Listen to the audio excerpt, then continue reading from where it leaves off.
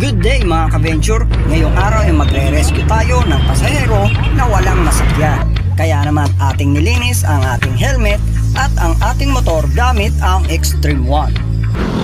Sir, kita mo yung mga pasahero walang masakyan. Okay. Tawag pa uli isa, tapos iapit yung libre. Oo. Ha? Dapat mo, Bakit? may libre sa kayo rito, vlogger kayo. No, parang yung sa ano ako. Saan? Convenience ako. Oo, ayaw mo yun. Ayun na, iatid ka ron. Eto, malayo-layo. Ha? Ayun o, last pin dyan. Saan ka, sir? Sa? SM South Mall, Las Piñas. O, tara. Ayaw maniwala. Sige. Libre po. Oo, libre. Araw-araw yan, dito na akin. Ha? Oo, totoo, sir. Gato daw libre. Ha? Sir, ako na nagsasabi sa'yo, nasa tamang tao ka. Sige po, boss. Marami rin manluloko eh.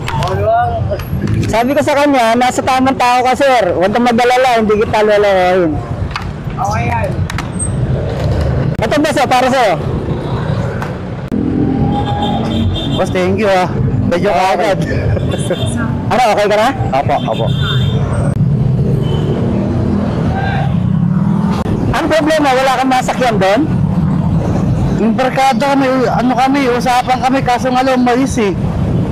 May usapan kayo, ibig sabihin, may maghahatid sana sa'yo. Opo, boss. Meron sana. Pero Kaso nga lang, na-cancel po. Hindi natuloy. Oo, dinatuloy po. O yun nga, sakta si Manong, nag-ano nga, libre sa kayo daw. Totoo yun. Marami kasing walang masakyan doon, kaya nagbabayad daw kay tatay para Opo. magtawag ng mga walang masakyan dyan, tapos yung mga late pa sa trabaho. Opo. Ano ba ang trabaho mo, sir?